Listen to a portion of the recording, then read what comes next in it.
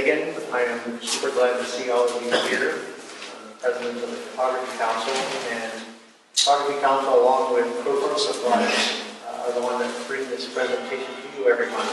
Oh, there's somebody's cell phone. So every month we present a local and regional photographer to come down and talk about their work, give us all a chance to see what's happening in the photo community. I think it's a great thing. I'm glad to hear. We also are always looking to recruit members to our Photography Council. We're a group that raise money to purchase prints for the Art Museum and do other sort of interesting and fun things revolving around the photo collection. One of our most fun events is coming up the first week of December, and that will be the print share, where we're all going to share our photography with the other members of the Photography Council. So if you'd like to participate in that, you can talk to my friend David at the back and join up with us. Today, we're here to listen to a couple of men speak. We've got Gary Albertson here, who's going to share his landscape photography, and he has quite an unusual story to tell. And along with him is Mr. Jay Mather. They're going to come up here and talk to you about their simpatico relationship and friendship and collaboration in the making of Gary's artwork. So please welcome Gary Albertson and Jay Mather.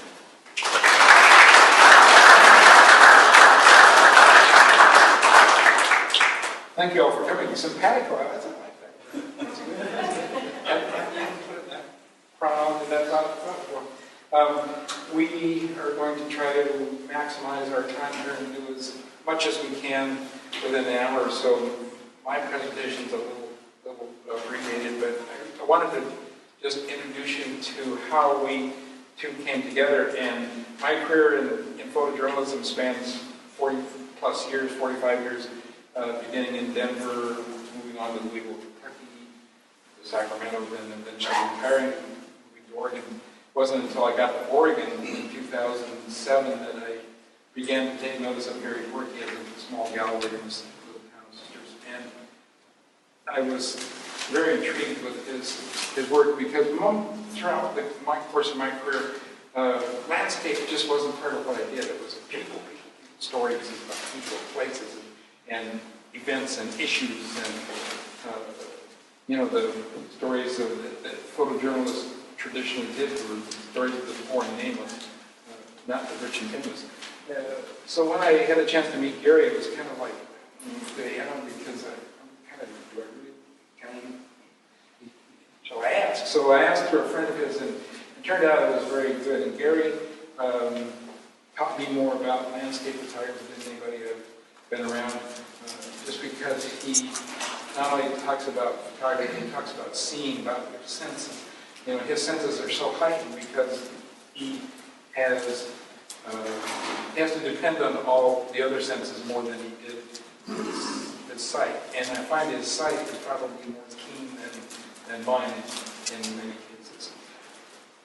If you notice that last picture of Gary standing there, and he's just, it's not about the photography, it's about a sense of place and how he appreciates what he has in the, when you're talking about sense of place. He's standing there, he's listening to the river, he's hearing, he's sensing everything that's going on. His story takes off from there, and so I'll turn it over to him now. He can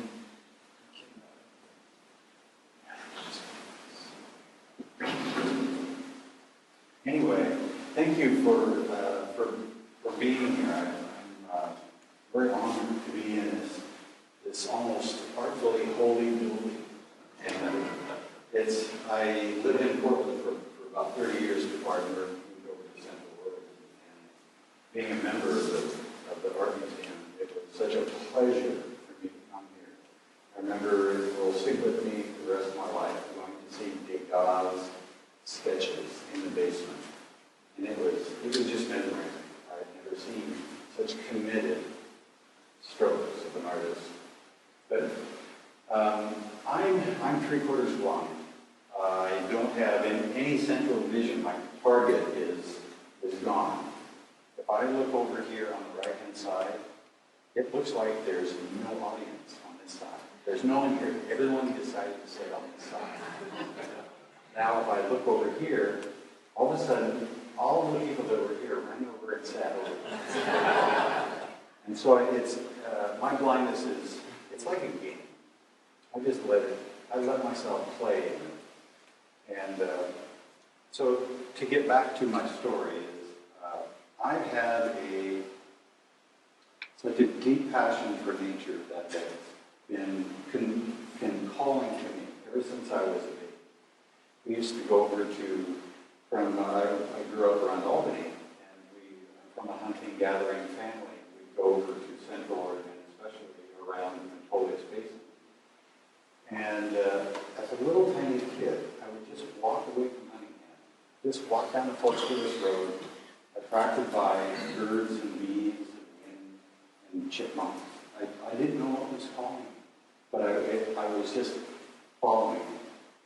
And I could hear Mom way in the background, hearing, "Where's Gary? Where's Gary? He left camp again." And I would go back. Mom would scold me and say, "Don't you ever leave without telling us where you're going." And I never did. Because I was somewhat on a journey all the time. Kind of spaced out. And I was drawing, at the time, drawing nature. And, through grade school, through high school, in Albany. And then I recruited right out of high school to work as an artist, since I had been an artist all my life as a child. I was recruited to be a graphic artist and graphic designer in Ryan Advertising in Albany. And then around 1972, we moved up to Portland and started the Portland Agency. I worked there for maybe, I was learning composition. Here I am, just a country boy that just knew I had a second sense about shapes and forms. So I was learning composition. I was learning details. I was learning about printing. I was learning about photography, working over the shoulders. And I was getting more fascinated by photography than I was graphic design. And then around 72, we started the Portland Agency. I started working for another agency, Heinz and Turtle Dove, if any of you remember that agency years ago. And then in 75, I started my own design studio called ALBERTSON Design. And I was just doing. I was just into designing, and somehow people were filling my pocket with money. And I wasn't captivated by it, but I was with photography. Go into the studio, climb up on a ladder, and look at the back of a 4x5 or an 8x10 view camera, and I refused to look upside down. So I always have to. The point is, some people say you can pose better if you're looking upside down. I totally disagree. I believe I am not a cat. I must see it right side up. And that's the reason why I have on my 4x5. It's over here. I can keep from hitting it. I have a reflex mirror that I put on the back, so I can see it right side up. It's backwards this way, side to side. But so from then on, 75, I'm winning awards, graphic design awards, and then in 1980, I designed, produced, and self-published a book on Mount St. Helens called Fire Mountain. And it was on display at the American Institute of Graphic Arts in New York for some time, along with the associated posters that I designed for it. Then shortly after that, I started gaining royalties from the book every season. And I slowly backed away from graphic design. I started traveling. I started meandering again. Now I was packing cameras like the Pentax 6-7. I was getting into tuning since I was so fascinated with photography. And I had been shooting 35 millimeters. I jumped up to the tuning group. And then I'm traveling all over the world. I'm traveling locally, traveling just, it's like being retired at a very young age in your 30s. And you have, all you can do, and for my temperament, I was getting lost in shapes and forms. I was in a state of bliss and photographing all the time. And then in 1995, on a photo trip to Rarotonga in the South Seas. I noticed that my feet swelled up on the plane, and I stayed there for 3 weeks photographing. I came back. A nurse friend met me on a Sunday and looked at my feet and said, "You better go in to see the doctor." So I go in on Monday, they do a blood test. They say, "Gary, you're in total kidney failure. You must get into ICU at the hospital immediately." So they literally threw me in the hospital. I'm in ICU, and people are running around me. In ICU, it's amazing just to observe what's going on. Doctors are running around, and they're jabbing tubes into my chest, and I'm screaming. They're putting it in other orifices. And in ICU, they don't have to be tender. They don't have to bend the area. They are used to people screaming.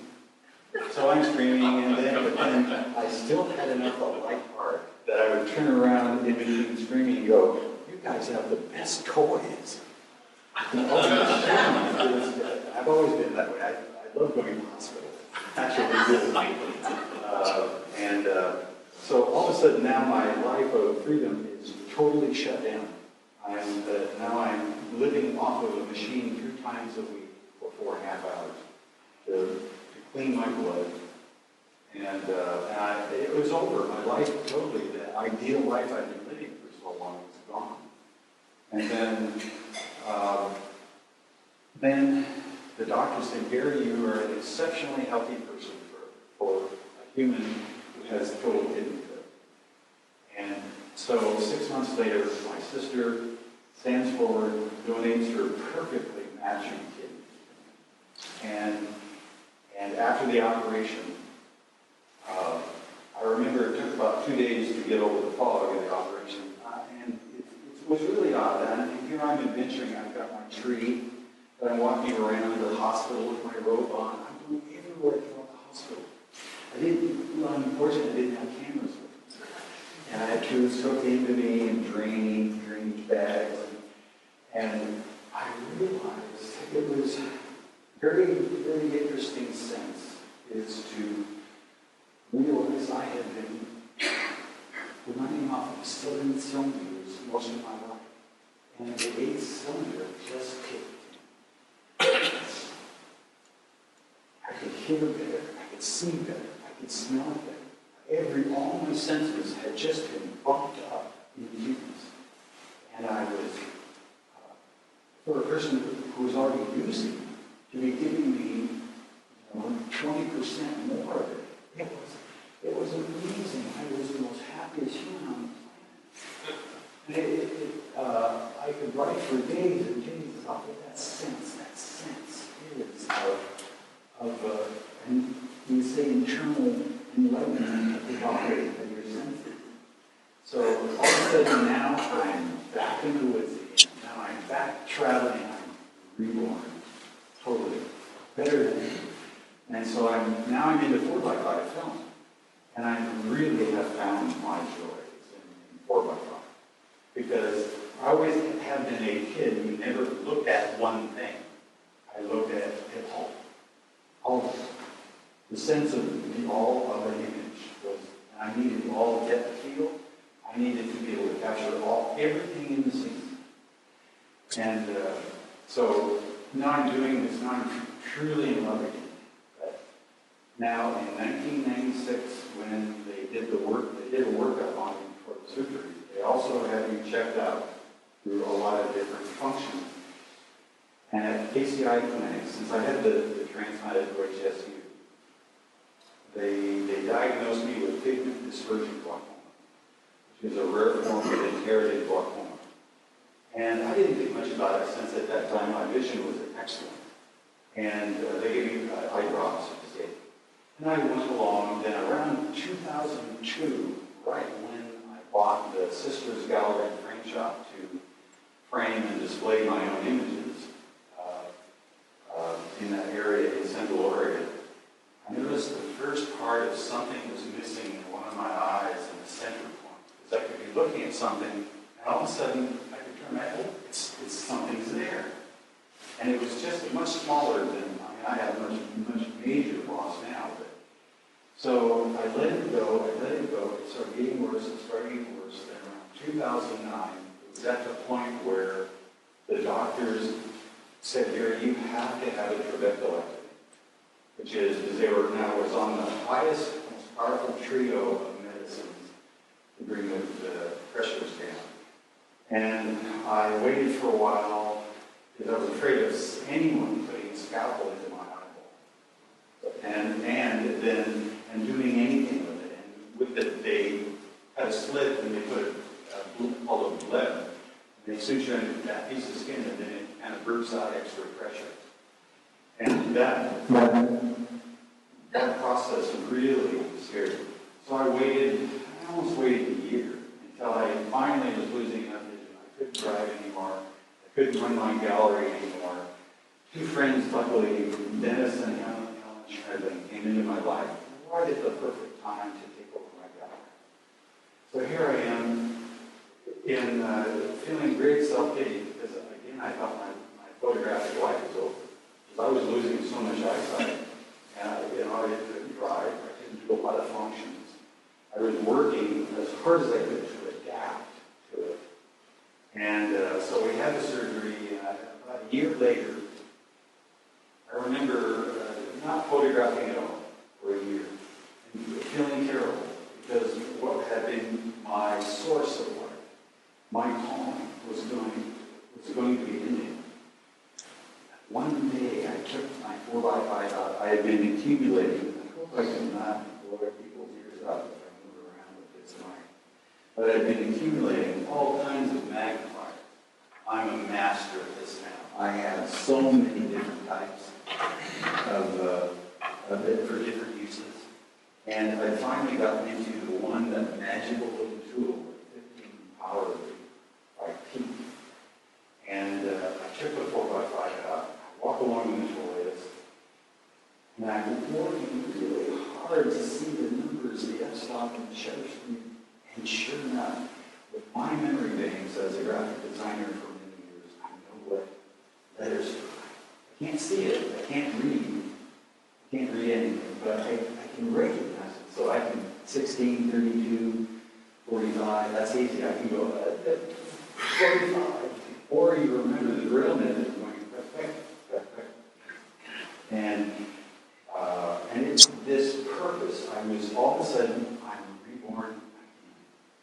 I'm traveling now. I'm moving around. I buy a 4-wheeled quad cycle that you saw in Jay's images.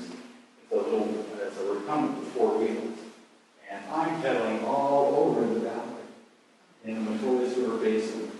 And many years ago, someone said, Gary, you know, the person's best work is within a mile or two of your home. I know that exactly. Because my best work is within a mile or two of my home. I have images of Central America, Thailand, South Seas, all over Oregon, but my work on the Metolius is divine. And so now I'm alive again. And so, like with the cameras, I wanted to show you one thing. This is the reflex viewer. This is a 300 millimeter. This particular camera doesn't have a bellows draw deep enough, actually, for a 300 millimeter. So I found a can. This is a mixed vegetable can. And the mistake I made was taking the label off. And it looks good. It looks like something out of a Buck Rogers or something. And I wanted to show you one thing. One day I was photographing, or I took off, and I had my dark cloth with me in the back. Or I didn't have it. I forgot it. And I got out and I realized, wait a minute, I don't have a dark cloth. And I really do have limited eyesight. It's amazing what I get away with. And I needed the dark cloth to be able to see with a 15 power spot that I can focus. I go in and out until I know that, okay, I'm in focus. And I didn't have, but I had this black t-shirt I was wearing. And I'm sitting there, and all of a sudden I thought, wait a minute, pull the shirt off, and the t-shirt's on my neck. I didn't dark cloth. Then later, took it off, I put the elastic. And this, I'm too late in the scheme of things to market this. But this is Sister's Coffee Company. So, but this is an invention. It's actually a candle. I had to do some work to get it to fit. But this it fit perfectly. And see, I'm humble. I should market that. But sadly, I don't think there's enough 4x5 people to do it. But now in the recent year, the last couple of years, I'm also realizing there's some things that this cannot do. Digital is, I didn't think I'd ever go digital, but digital is getting very magical. It's remarkable. I'm stunned by it. And I can follow equipment. There's some people that are, like they want to drive a Model T4, and they're not going to buy a new car. But the speed at which, all I have right now is a Nikon D750, which is fairly new. And as you can see, I have a viewer, and there's so many things the camera can do that, for a blind guy like me, assists me to photograph. The files are big enough to do, especially in smaller black and whites. Now, large 4x5s, the images are you can get out of 4x5, but you can see. I can philosophize about how this can do a 30x40. You start out with a nice enough raw file. But this is a viewer I use. It's a called Kyanitech is the name of it, and it's really, I love shooting looking down. So that is kind of how I operate. I can keep knocking things over. Does anybody work with VoiceOver on the iPad? Of course, there's another thing. I've asked you people, if you put your hand up, I can't see. It's like, oh, come here. So, but let me show this off. This is, without this, that's scary. I don't know if I have it. Hopefully this doesn't take too much time here. It's kind of slow. But again, if none of you are really used to using it, I totally use VoiceOver. And I can change the voice occasionally to an Englishman's voice, or someone from Australia, or someone from different people that speaking different kinds of English at home. But I just wanted to get into this. Hopefully it will. I think this photo like that is getting filled up with photographs. It's getting kind of heavy. But just in a second, as soon as I show this to you, I wanted to start off with show you a 12.5-minute video I did. I orchestrated with using images of the outside upper regions of the basin of the Tollgates and coming down the creeks, Jack Creek, First Creek, Canyon Creek, and up from the Tollius, not Tollius, but Wizard Falls and running upstream. And there's also a lot of soundtrack, which is another thing that I'm getting into now, is because my hearing is so acute that I'm getting into recording the stereo of nature, and birds, creeks and trees, and water. It's amazing. It's just like photographing. It's stereo. You're working with trying to find the perfect spot to place the mic for rushing sound over here, something over here, a bird sound over here. And and you'll get a chance to hear that. Now, what I want to do,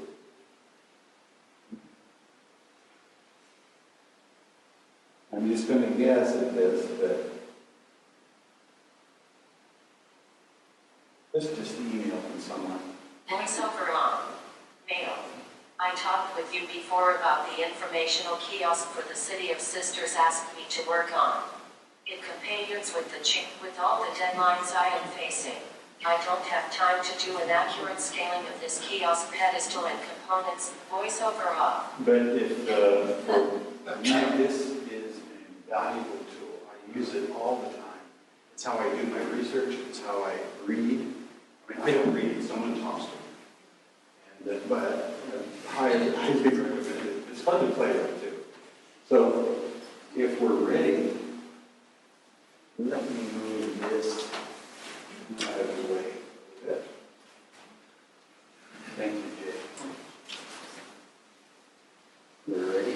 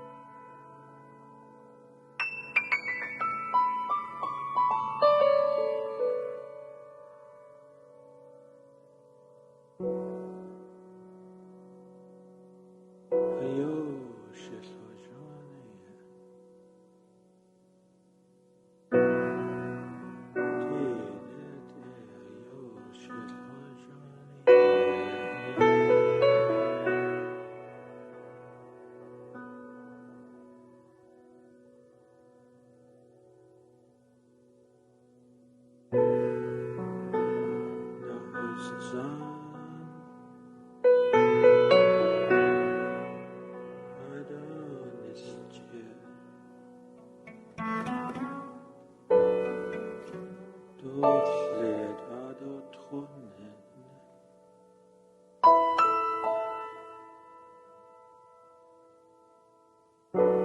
Was skjedde nede? Adelia, Adeliana. ايش صيوه وجهنا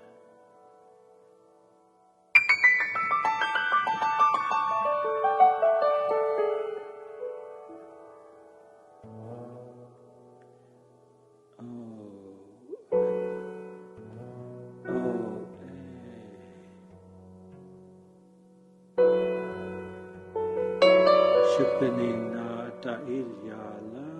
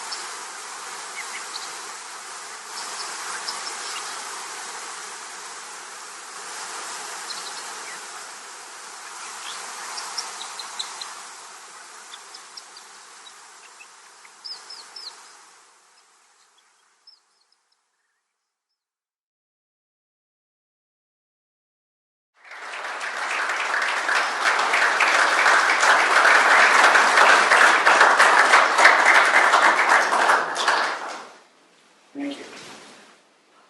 We would certainly entertain any comments, questions you would have about what we have tried to do together. Yes, I wondered if you were ever in the water taking any of the photos. we try to avoid that. Yeah. That is a cold, fast stream. And me being blind, basically, that's really dangerous. I thought about it, but that's, no. There was one photo in particular which felt as if you were in the water taking it. Sometimes you just, that's that spot you're seeking to find. You're trying to find that spot where you feel like you're in the water. We haven't tried levitating. Yeah. I have my 3 wishes that the genie should appear. I have, one is to defy gravity at will. And the other one would be to speak any language that I have necessary. And the third thing would be to say the right thing at any moment in time. I'll stop there because I may not say what I'm. But you know, you could, with like a painter's pole, just put a self-timer on it and just stick it out into the river. You just could. hope, whereas me, I wouldn't know whether I'm in the water or whether I don't know. Matilda's River can be very gentle and bucolic in some places. In other places, it's a wild, raging torrent, and it's not uncommon. It has happened in the past where fishermen will go out there and they'll get over their heads, get their boots filled with water, and they get swept off. And being that it's a wild and scenic river, there's all the trees and everything that have fallen down the river create what they call strainers, and you don't want to ever find yourself in the water because it would be a very good outcome.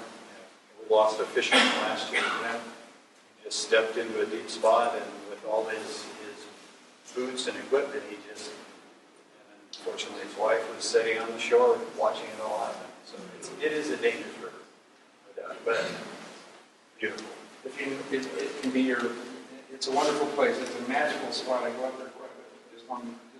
It was one of the reasons I decided to move to Sisters is because of Matilda. It is a place of refuge. It's a place of peace and comfort. And you never go there and think you've seen it all before. That's the way you'll find something new. Yes. Well, I just wanted to comment. I really appreciate hearing the sounds of the pictures. I mean, it does emphasize your comments about taking in all the senses. You know, I am a glutton for tasting what something is like. And hearing, you know, eyesight it's just the scouts of the heart. But if the senses and feelings were a house, the eyesight is walking up to each window and looking in and scouting in what the sense is to be alive. Hearing, you're inside, sitting at the dinner table, listening to everything go on around you in every room. And if eyesight is 3D, hearing is 100D. It's constantly around you, and it floods you all constant. And I'm enduring I'm not missing, yes, I wish I had eyesight, but the fact that I'm acclimating to hearing it's wonderful. I love orchestrating sound. To do this video, that was perfect for me because of using all I have a CD I did of 33 cuts, and this was only like 4 out of that CD. But to orchestrate images, to orchestrate sound, to try and fit as close as I can sound. There was one spot that was a winter scene that birds do not chirp that time of year. And I missed it a little bit, but most of it fit fairly well, blended well. So You take away a lot of my excuses. I had that same revelation. yeah.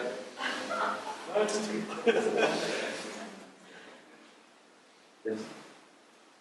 I'm over here. Yes, I see you.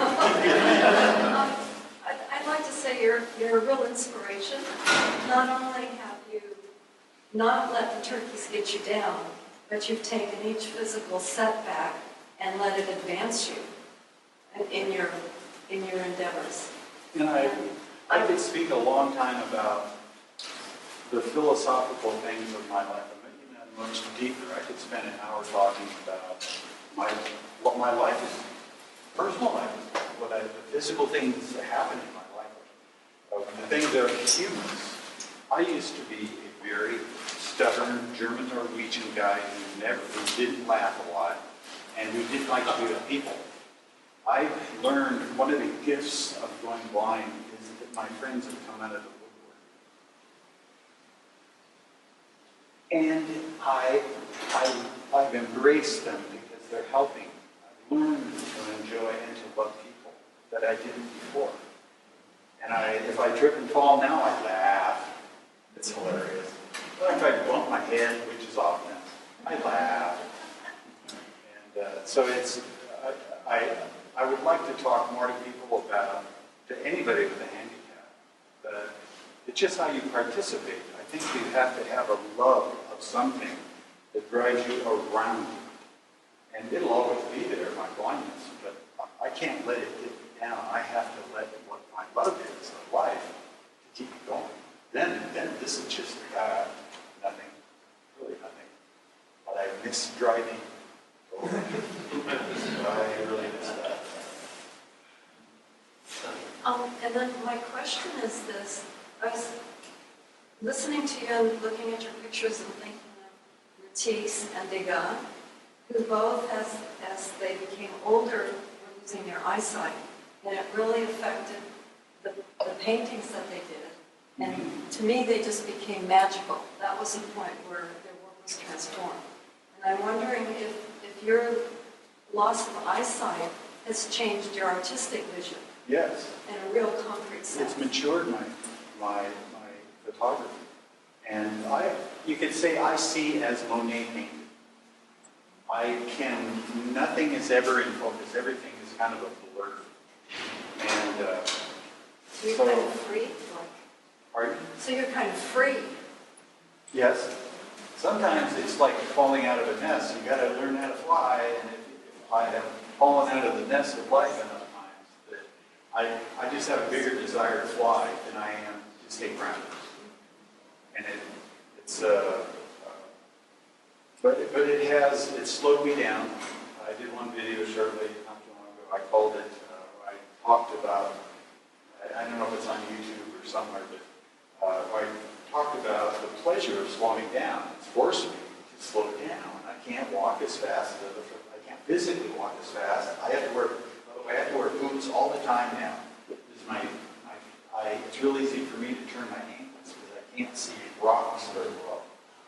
And but I slowed down and I did a thing called 2 weeks and 100 yards because I enjoy that.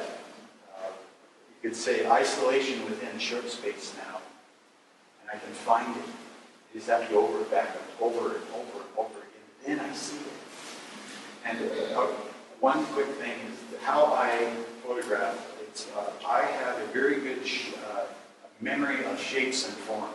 And it helps to grow blind, and you say late in life because I know what things generally look like. Even though I can't see them now, I generally know from memory.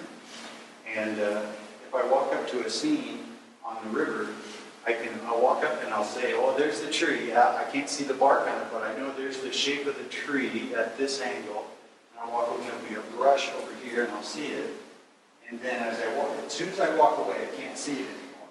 I can't really see it anyway, but I can sense it's there. I can see its shape. As soon as I walk away, it's gone. And then I walk around the whole scene. I'll sit there and I'll say, 24 millimeter. And I know what will capture this, and I know that tree's over there. I know all these things in the spot, and I know I can literally, I don't have to look at the back to compose anymore. I can just move the camera and know right there. And I stitch it in my head like a quilt, what I'm going to get. And it's a process, and my short-term memory has improved dramatically since I lost sight, because you have to put, when you put something down, you better remember it. And, well, I don't mean to take up too much time, Jay, but one thing I did the other day, because I think all photographers should try this, is blindfold yourself and find all your equipment in your bag. I was walking along the toilets, I'm shooting a shot in the kind of tall grass, and I picked up my camera bag, and for the very first time I forgot to zip it up.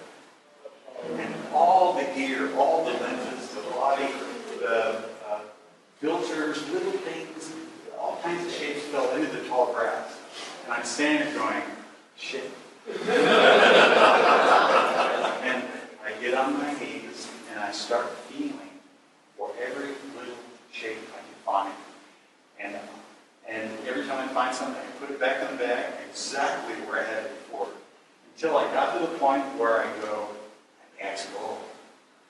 And I would love to try it with a photographer and say, okay, now you're going to drop all your equipment in the tall grass and find it. And it's just a very sensual way to participate in photography. It makes traveling light really important. One lens, one camera. Right. And an iPad. Any other? Considering, the severe limitations of your vision,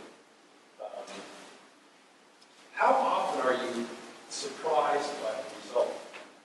I mean, you say you've got this really interesting and accurate idea of what is in front of you, location of things, but you actually have your photograph, after it being processed. Are you often or not very often surprised by the result? I've never not. Okay. Never not. Every time I shoot something, I'm guessing. And luckily I have enough skill, I have enough memory, and enough of a gift of choosing the right subject. Now, since I can't see any detail in the shot, when I finally get home and maybe I have a friend who does all my post work, and if I can make a print, I'm like a little kid in a candy store going over it with loops and just saying, oh shit, oh God, oh. And there's so much fantasy in those shapes. So it's always secondary, but it's enhancing the shot to me, where there's so much pleasure. I mean, it's like, I know there's one shot around, I think it's that one that I put over there, the leaves, or the two rocks.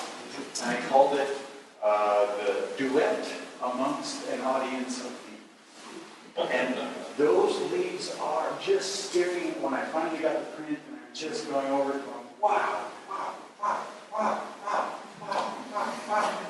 And as you can tell, I'm kind of like a kid at heart. And it's all play to me. And that was such fun to see after I shot it.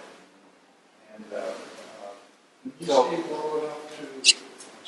Go ahead. Can you see well enough to actually look at the whole image that you produced? No. So you can't see the whole image. So Unless it was 20 feet wide, maybe I could see, but I was always going to have, I have this dead zone. Now, I haven't gone to the movie theater yet, but I know I'm going to have to sit in the front row. Just be able to see it at all. if you sat in the front row, you could see. But now see, it would always be foggy, but I could see shapes. I sit at home, I have like a 40-inch TV. I sit almost right against it. So I can, and sometimes I wear reading glasses that allow it to be a little bit bigger, but I'm always using memory bands, always. But I can see it enough to guess what's going on. But now, I can't watch science fiction. That's a possibility. There's so many things going on. I can watch nature shows. I can watch things. I can watch a hippopotamus or something. I know kind of what's going on. But science fiction, no, I'm sorry. So do you reconstruct the entire image print, let's say, by scanning with a loupe and then using your memory to reconstruct the entire image? Is that a process that you approximate that, what it is you actually photograph? I have just enough image, or enough eyesight, that I can see shapes. And that's why my black and white work has gotten much better, because I kind of see color. The shapes, I can see the generalities. I can see the shape of a tree. I can't see horizons. That's out of the question. I can't see mountains. The closer it is, the more I can sense it. Again, the word see gets me in trouble, because I think, oh, you can see it. I can't, but I kind of see it. But I do have to generalize and guess a lot when I photograph it. But I really know kind of know what something looks like. I kind of know where to position the camera. But the loop doesn't help me. The loop on the back of the camera, all that does is I'll guess at where the point is to focus on. Since I'm shooting at like f/45, I've got to find where's my center, where's my point for focus. I can, with the dark cloth, my t-shirt, and I can find with the 15 power, I can say, okay, about right here. Now, I can't see focus. I have to take and go in and out, past focus, behind, go back and forth, back and forth. I see it kind of going in focus and going out of focus, in focus, out of focus. I go back and forth, then I go, that's it. But I'm working on one spot. But I never see the scene. I just guess what I'm looking at. But it all works. Somehow, it works. In the back. Yeah, as a follow-up, I apologize in advance. I'm not a photographer. I'm here with a photographer friend of mine, so feel free to say just ask her afterward. But as a follow-up to that last discussion, so many of your photographs have so much sharpness and clarity, and it seems like the focus is done pretty deliberately. And I wonder how much of that, it sort of sounds like you're saying that's sort of gift and memory, etc. Or is there, how does that happen? Now, what do you mean by focus? Well, there's a lot of sharpness, like in the bark of the trees and in the little tiny twigs and branches. And there was one of some kind of blown out dandelions, like really sharply contrasted against a background. And then there were some that had very interesting, it looked to me, again, as a non-photographer, as a focus choice, where like the far bank of the river would be in sharp focus, and then the actual water was very soft focus. Yeah, Things like that. I'll try and explain it to, let's say, water is a subject, it's moving. You're using a still camera, and you've got something moving. It will change in its appearance based on your shutter speed. And now I'm shooting with great depth of field. I'm shooting like f/45. And I'm shooting some of my scenes. I have one scene in there was one of my favorite shots of snow and Jack Creek. That was 5 minutes long. But I don't worry about time. It's not an issue to me. What's important to me is that I get everything in focus.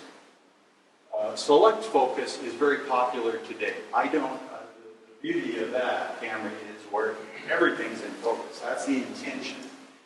I've never been a person who, a lot of photographers will shoot a subject and they call it bokeh, or the background is out of focus and the foreground is out of focus. And now he's picking what he wants you to look at.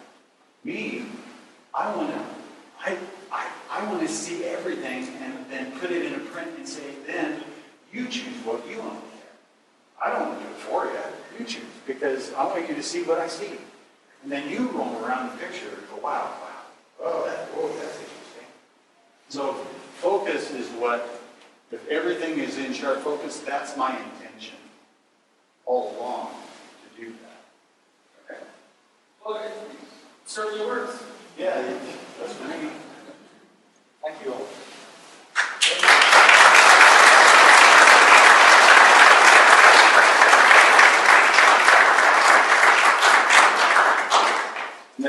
I left them some business cards out. I have a very nice website, lots of things have been written about me. There's other pictures.